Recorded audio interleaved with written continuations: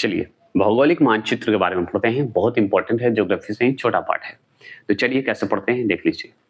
तो देखिए इसमें सवाल क्या बनता है कि मानचित्र में वे रेखाएँ जहाँ दाब सम हो, मतलब बराबर हो, कहलाती क्या है? समदाब रेखाएँ कहलाती हैं, ठीक है? पृथ्वी के चुंबकीय क्षेत्र के क्षैतिज घटक के समान मान वाले स्थानों को जोड़ने वाली रेखा क्या कहलाती है? समनमन रेखा कहलाती है। क्या कहलाती है? समनमन रेखा कहलाएगी। क्लियर हो गया? आपसे पूछेगा मध्य समुद्र तल से सम ऊंचाई वाले स्थानों को मिलाते हुए खींची गई रेखा क्या कहलाती है? समुच्चय रेखा कहलाती है। ये सब सुनते जाइए, इंपॉर्टेंट है, आ जाता है क्वेश्चन और बहुत बार आता है, बहुत लोग कंफ्यूज हो जाते हैं।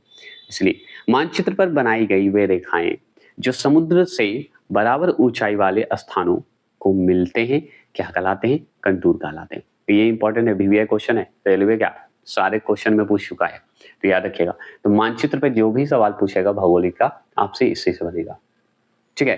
तो मानचित्र पर बनाई गई वे रेखाएं जो समुद्र के बराबर ऊंचाई पर वाले स्थानों को मिलती है कहलाती है कंटूर। आपसे पूछेगा कि मानचित्र पर वर्षा का वितरण दिखाने के लिए किस रेखा का प्रयोग किया जाता है? अब देखे होंगे मानचित्र पर वर्षा का इंडिकेशन करने के लिए जो है कौन सी रेखा का इस्तेमाल करता है? तो आइसो हाइट का इस्तेमाल करता है। किसका करता है? आइसो हाइट का इस्तेमाल करता है। तो समान जनसंख्या घनत्व वाला अगर स्थान बताना है मानचित्र पर तो कौन सी रेखा होगी? तो आइसो वाई क्यून होगी। क्यून कैसे बोलते हैं, ठीक है, याद रखिएगा। देखिए समान जनसंख्या घनत्व वाले स्थान को अगर मिलाना है और उस रेखा को क्या कहेंगे? तो आइसो वाई क्निक कहेंगे, क्निक कहते हैं इसे, ठीक है। अगर मानचित्र पे वर्षा का वितरण हमको दिखाना है तो उस रेखा को क्या कहेंगे? आइसो हाइट कहेंगे। अगर मान लीजिए मानचित्र पर हमको बनाई गई रेखा जो है समुद्र के बराबर ऊंचाई वाले स्थान हमको दिखाना है या मिलाना है तो वो क्या कहलाएगा? तो वो कंटूर कहलाता है। इसी तरह सारे सवाल आपसे पूछेगा।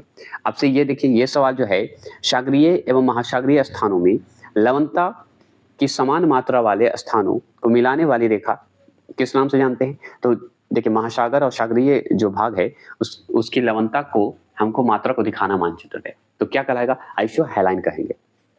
अगर पूछे समान मेघाच्छन्नता कहलाता है, तो मेघा मतलब बादल है ना, तो समान मेघाच्छन्नता को मिलाने वाली रेखा क्या कहलाती है?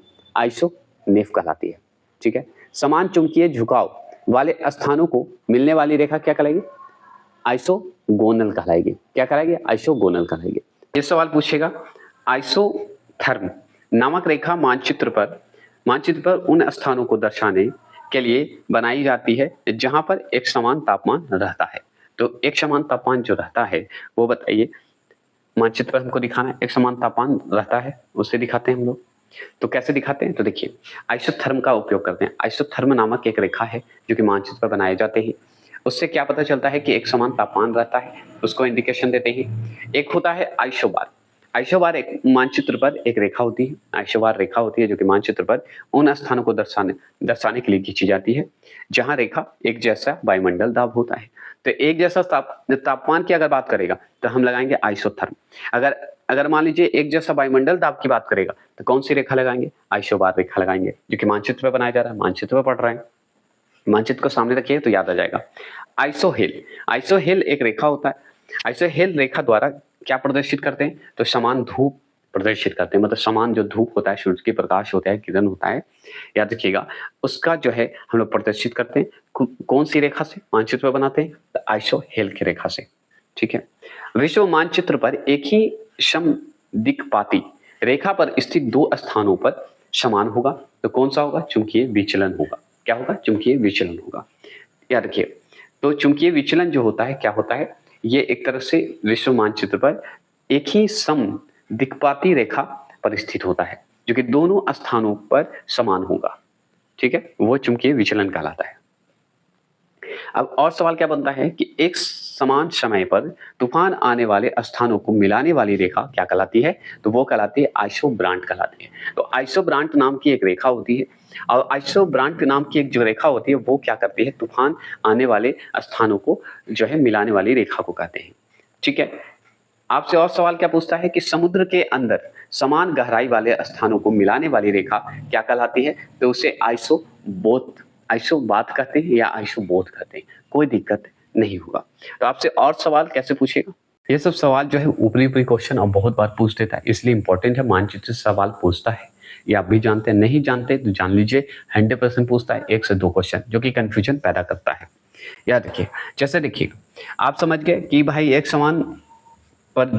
समय पर अगर तूफान आने वाली स्थानों को मिलाने वाली रेखा कहलाएगी तो आइसोब्रांट कहलाएगी।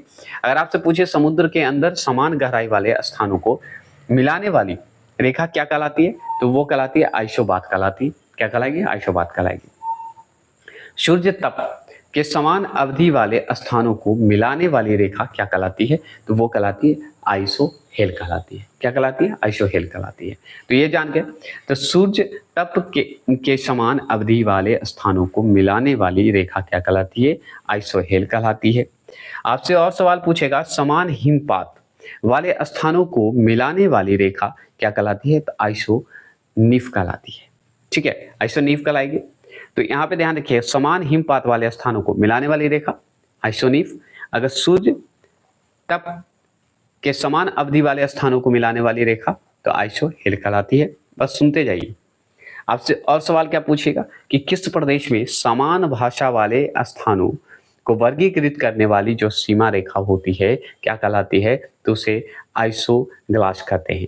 आइसोग्लास कहते हैं। ये याद रखिएगा, जहाँ पे भाषाओं को वर्गीकृत किया गया है स्थानों के हिसाब से, प्रदेशों के हिसाब से, याद रखेंगे। जैसे भूकंपी तीव्रता की समानता वाले स्थानों को मिलाने वाली रेखा क्या कहलाती है, तो वो कहलाती है आइसोसिस्मल। आइसोसिस्मल कहते हैं। इसे आप अपने ढंग में भी याद कर सकते हैं, कोई दिक्कत नहीं है। लेकिन आप सुनिए, अगर मान लीजिए भूकंप तीव्रता आती है तो तीव्रता का पता लगाने के लिए उसकी समानता वाले स्थानों को मिलाने वाली रेखा हम अगर मिलाना चाहें कि कहाँ कहाँ भूकंप आती है, उस रेखा को एक तरह से एक जगह पे कर दें तो वो कहलाती है आइसोसिस्मल। बस समझने के पॉइंट ऑफ व्यू से मैं बोल रहा हूँ, बस याद रखिएगा। अगर आपसे पूछे भूकंप के एक ही समय पर आने वाले स्थान को मिलने वाली रेखा कहलाती है होमोसिस्मल। होमोसिस्मल कैसे? देखिए, आइसोसिस्मल क्या होता है कि भूकंप की तीव्रता को की समानता वाले स्थान को मिलाने वाली रेखा कहलाती है आइसोसिस्मल। याद रखिएगा। अब भूकंप के एक ही समय पर आने वाला, एक ही समय पर अलग है और एक समानता वाले स्थान को अलग है, याद रखिएगा। तो एक ही समय पर आने वाला जो है भूकंप जो है, एक ही समय पर आने वाले स्थान को अगर मिलाने वाली रेखा पूछते तो आप बताइएगा होमोसिस्मल बोल दीजिएगा, होमोसिस्मल। ठीक है। आपसे और सवाल क्या पूछेगा, एक ही समय में कंपन करने वाले स्थानों को जोड़ने वाली रेखाएं या रेखाओं की श्रृंखला कहलाती क्या है, तो हम बताएंगे कोशी समल लाइन्स कहते हैं। कोशी समल लाइन कहेंगे। समल कहते हैं, समल कहा जाता है, याद रखिएगा। क्लियर हो गया? तो चलिए आज के लिए इतना ही रखते हैं। नेक्स्ट वीडियो है भौगोलिक यंत्र ग्रंथ और उनके लेखक। इसके बाद इसका ज्योग्राफी का मॉक टेस्ट करवाएंगे और फाइनली आपका नंबर बढ़वाएंगे। तो जय हिंद, जय भारत।